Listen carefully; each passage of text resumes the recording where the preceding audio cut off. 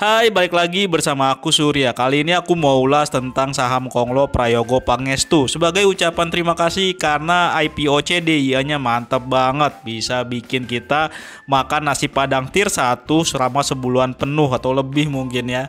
Walaupun penjatahannya emang dapat dikit gitu. Nah, lalu bagaimana sih sebenarnya strategi masuk ke saham Prayogo Pangestu ini yang mungkin di 22 Juli 2025 ini mulai agak kelihatan oleng ya. Kita akan bahas di video kali ini. Nah, sebelum itu kita harus mengetahui apa aja sih sahamnya Prayogo Pangestu. Dari catatan kami secara mayoritas dan minority, Prayogo Pangestu punya afiliasi di 8 saham ini. Yaitu ke-8 saham ini adalah ada BRPT, TPIA, Brand, Cuan, PTRO, CDIA, SSIA, dan GZCO. Nah, khusus GZCO ini sebenarnya Prayogo sudah nggak punya kepemilikan di atas 5% lagi ya. Jadi aku sendiri nggak bisa memastikan apakah dia masih punya ini saham gitu. Karena sebelumnya memang Prayogo memang sering transaksi saham ini sejak 2017. Nah, transaksi pembelian Prayogo terakhir itu pada April 2020. Setelah itu nama Prayogo sudah nggak ada lagi di saham GZCO sejak akhir 2023. Kemungkinannya ada dua, Prayogo menjual atau memindahkan seluruh sahamnya ke pihak lain, atau Prayogo menurunkan kepemilikan sahamnya hingga ke bawah 5% sehingga tidak tercatat dalam pemegang saham di atas 5%. Sementara itu, kepemilikan Prayogo di SSIA itu melalui TPIA dengan kepemilikan sebesar 6,05%. Nah, serta ada reksadana pengelolaan dana nasabah individu atau PDNI-nya Henan Putire Asset Management dengan kepemilikan 5,75%. Selain GZCO dan SSIA, sisanya adalah saham dengan bisnis utamanya Prayogo juga sih. Nah, kita kulik bagaimana karakter bisnisnya dan polanya ya. Pertama, saham BRPT ini adalah saham holding company-nya yang membawahi TPIA, Brand, dan juga CDIA yang statusnya di bawah TPIA ya. Nah, jika dilihat dari segi pendapatan, BRPT ini kontribusi terbesar itu dari TPIA, tapi dari segi laba yang terbesar adalah Brand.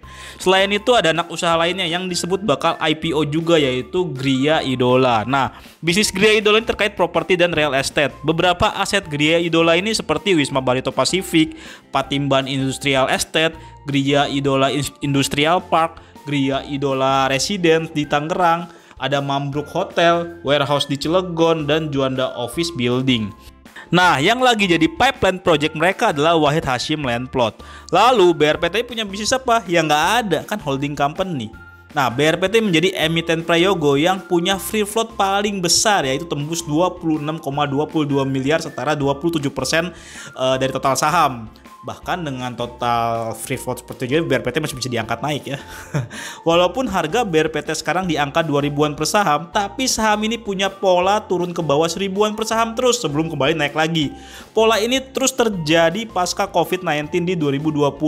Bahkan saat harga saham BRPT itu melejit ke 1500 sampai 1900-an, akhirnya harga sawit pun turun tajam ke area 600 sampai 700 per saham. Nah, jadi untuk BRPT saat ini lebih baik jangan dikejar harganya karena harga sudah cukup agak pucuk. Nah, dengan kondisi fundamental yang kayaknya nggak mempengaruhi harga saham grup PP juga ya, BRPT sendiri punya PE sampai 206 kali dengan PBV 7,35 kali, super mahal kan? Kedua, saham TPIA. Nah, bisnis TPIA ini adalah petrokimia. Bahan baku petrokimia ini adalah minyak mentah, sehingga kinerja keuangan TPIA akan berkorelasi negatif dengan harga minyak. Jika harga minyak turun rendah, TPIA bisa dapat bahan baku lebih murah. Tapi jika harga minyak mahal banget, ya cost-nya TPIA juga naik. Meski fakta itu tidak membuat harga saham TPIA berkorelasi langsung dengan harga minyak dunia.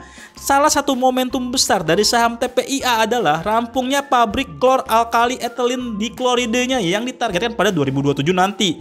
Proyek tersebut termasuk proyek strategis nasional, yang mana INA atau Sovereign Wealth-nya Fund-nya Indonesia di bawah Nantara ini juga ikut berinvestasi di proyek tersebut.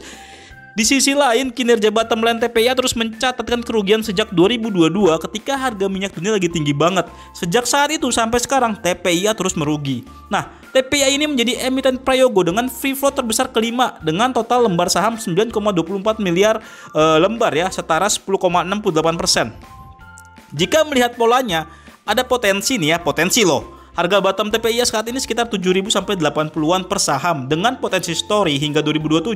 Jika saham TPIA menyentuh level tersebut mungkin bisa menarik dilirik ya. Tapi ingat, resikonya juga tinggi dan bisa jadi tembus ke 6.000, 5.000 gitu. Kita nggak tahu, kita nggak bisa ekspektasikan pasti ya. Ketiga, saham brand. Bisnis saham brand adalah panas bumi dan pembangkit listrik energi baru terbarukan lainnya seperti angin disidrap. Nah, bisnis brand ini karakternya adalah bisnis dengan pendapatan yang berulang. Tapi berhubung energinya dari panas bumi, ya biaya untuk ekspansi tinggi banget. Ruang pertumbuhan kinerja datang jika brand menambah jumlah site panas bumi atau pembangkit listriknya sehingga kapasitas listriknya meningkat. Selain itu, kinerja keuangannya akan cenderung stabil sesuai dengan permintaan listrik yang tersedia. Nah, brand memiliki target bisa mencapai kapasitas hingga 1 gigawatt pada 2025 dan mencapai 1,95 gigawatt pada 2030. Sentimen terbesar dan terdekat dari brand adalah potensi masuk indeks MSCI. Nah, kami ekspektasi brand masih sulit masuk ke MSCI jika bobot IDX di indeks global tersebut masih rendah. Nah, brand menjadi emiten prayogo dengan tingkat free float terbesar ketiga setelah Cuan dan BRPT. Nah, kalau dari pola harganya nih, angka 5.700 itu bisa jadi titik menarik untuk saham brand. Meski ada resiko turun lebih rendah sesaat, tapi potensi balik ke 5.700 itu cukup cepat. Valuasi brand juga sudah cukup tinggi banget dengan PI 515 kali dan PBV 115 kali. Super kan? Keempat, saham Cuan. Ini saham yang udah beda universe dengan grup BRPT ya, karena Cuan ini juga holding company sendiri.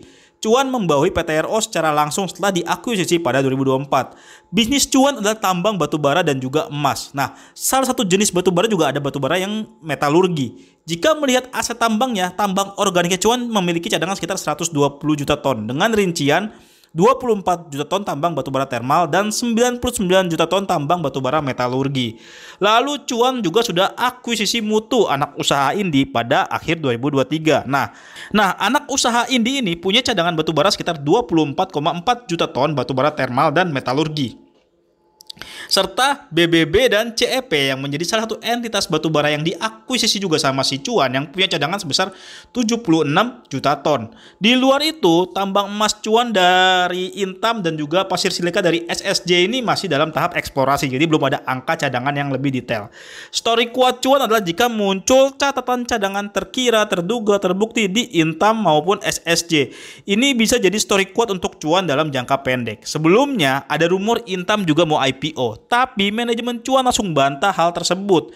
Nah, setelah stock split 1/10, Cuan menjadi emiten prayogo dengan tingkat free float terbesar kedua, yakni 16,9 miliar lembar, setara 15%. Jika melihat pola pergerakan saham Cuan secara historis, posisi menarik nih pasca stock split ya. Masuk Cuan ini ada di 700 sampai 1000-an per saham. Tapi dengan catatan, saat penurunan ke level tersebut tidak ada masalah internal yang terjadi di saham Cuan, sehingga ada potensi ribuan ketika ada story kuat yang masuk atau tidak, prayogonya mulai masuk juga gitu. Kelima, saham PTRO. PTRO baru diakuisisi oleh Prayogo pada awal 2024. Bisnis PTRO adalah kontraktor pertambangan dengan kinerja yang sempat menyusut signifikan setelah diakuisisi.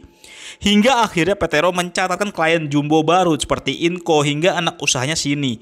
Meski sempat ada kejadian, klien PTRO mengalami PKPU sehingga berimbas juga dengan harga saham PTRO yang tertekan sepanjang Juni 2025. Prayogo memiliki saham PTRO bersama dengan konsorsium Happy Hapsoro. Nah, sehingga ketika Ratu, anak usaha raja yang juga punyanya Hapsoro ini IPO, muncul kabar kalau PTRO bisa jadi yang bakal ngerjain kontraktor migasnya Ratu. Apalagi, Prayogo juga dikabarkan masuk ke saham Ratu yang benar-benar terrefleksi melalui saham CDIA meski minoritas ya. Di luar itu, story dari PTRO adalah pemulihan kinerja setelah potensi kontrak-kontrak baru di masa depan. Nah, jika nantinya PTRO dapat kontrak baru yang jumbo lagi, hal itu berpotensi membuat sahamnya mendapatkan sentimen positif. PTRO menjadi emiten Prayogo dengan free float paling rendah, yakni cuma 2,43 miliar lembar saham atau setara 24,11% dari saham beredar. Jika melihat polanya dalam 1 tahun terakhir, harga PTRO di bawah 2.500 akan menjadi posisi yang menarik. Cuman jika tidak ada faktor internal atau sentimen buruk yang bisa bikin harga sahamnya turun lebih dalam lagi ya. Lalu bagaimana dengan CDIA? Sebenarnya CDIA ini kan emiten pendukungnya TPIA ya, dan berhubung baru IPO, harganya juga belum terbentuk sehingga kami nggak bisa mengulik lebih dalam saham CDIA ini. Beda dengan saham-saham Prayogo Pangestu yang lain yang kami bisa melihat polanya dalam 1 tahun terakhir. Walaupun bisa jadi ada perubahan pola yang terjadi ke depannya, bisa naik lebih kencang sehingga ada pola baru yang terbentuk, atau malah turun lebih dalam karena ada faktor internal hingga eksternal seperti ekonomi makro. Yang pasti, masuk ke saham-saham konglo seperti PP ini sulit diukur karena fundamentalnya jauh dari posisi harga sahamnya. Sehingga jika ingin masuk, siapkan manajemen risiko dan manajemen ekspektasi kalau ternyata harus mengalami floating loss dalam jangka menengah.